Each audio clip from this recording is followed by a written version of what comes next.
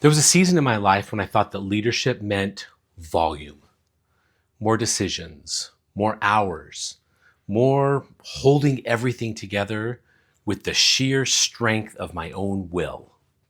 And a lot of people on the outside called it drive, they called it vision. People said it was what strong leaders really do. Unfortunately, the truth is much more simple. None of that, none, made me a better leader. It only made me louder. And loud doesn't always mean strong. Sometimes loud can just mean lost. The turning point for me did not come in a boardroom. It actually came in my living room. It came from this little boy named Joseph who barely spoke, but somehow told the truth better than anyone I had ever listened to. He didn't ask me for anything. He didn't call me out on my crazy behavior. He didn't need to. The distance that was between us said everything to me. You cannot force connection. You cannot communicate through noise. And you certainly cannot build trust with whatever is left over of you at the end of the day. And one morning I realized something that I had been avoiding for, years. You see, I'd built a life that rewarded my output, but starved the people that I loved of my presence. I'd become a man that could lead a room full of adults, but could not consistently reach the child who in that moment mattered the most. And that's when everything inside me said, you've got to stop pretending. Because it was not ambition that kept me from him. It was actually the structure of my life. It was the rhythm of my days. It was the system that I had built. And that system, it was failing in the most important place. Not because I was lazy, and it wasn't because I lacked discipline, and it certainly wasn't because I didn't care. It was failing because I had never designed it the right way to start with. I simply inherited it. It was what someone else did. I followed it. I obeyed it. I believed it was the only way. That realization became the birthplace of empowerment design. Not as a product, not as a program that you work your way through, but as a serious correction, as a confession, as a choice to stop leading on accident. Because accidental leadership destroys people really slowly.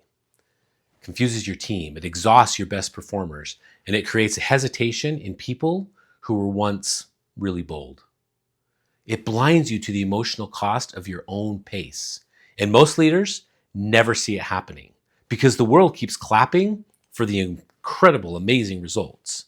The world sees the good numbers. The world sees the momentum. The world sees the highlight reel. What the world doesn't see is the life that shrinks behind the scenes, the relationships that grow thin, the nights that you lie awake knowing something is off, but not really knowing where to begin.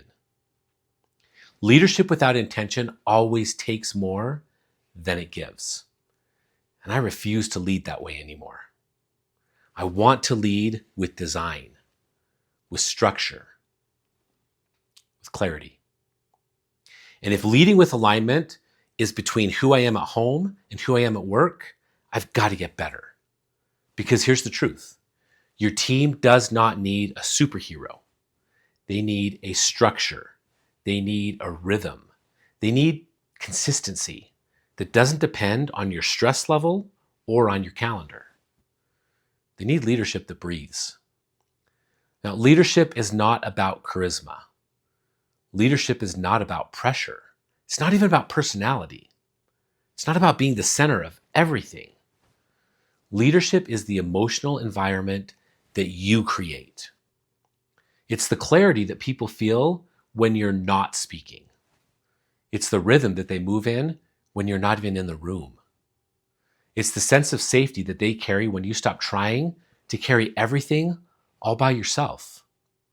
So if your leadership collapses when you step out, sorry, my friends, that was never leadership. It's just dependency disguised as commitment. And I know that. I can say that honestly because I've lived it. And I know the cost of building that way. The cost is your family. The cost is your health. The cost is the team that you love, but keeps burning out because they're trying to match your pace.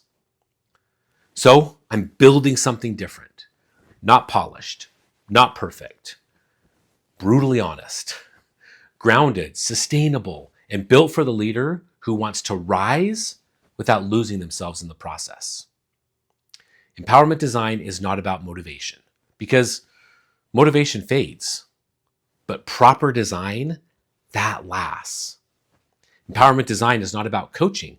Coaching is helpful, but if your system is broken, coaching will only make you better at carrying a weight that you were never meant to carry alone anyway. Empowerment design is not about working harder. It's about living with intentionality. It's about leading with clarity. It's about building a structure that does not collapse when life gets real, because life is going to get real. Life always demands your presence, and life will test the strength of what you have built. When that moment comes, you will not rise because you pushed harder. You'll rise because you designed and built differently.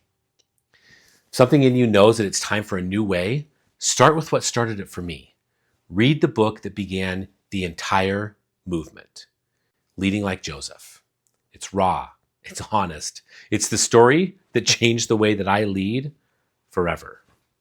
You can go find it at leadbydesignbooks.com. Or if you're ready for a complete redesign of the way that you lead, join the system that was built and designed for leaders who are done surviving their own success. That path is waiting for you at leadersthatrise.com. Now, if you're still sitting here watching this after all this time, thank you. And you're probably feeling a little bit of the truth of what I felt. And I don't want you to feel guilt. I don't want you to feel shame. Those are pointless, not helpful.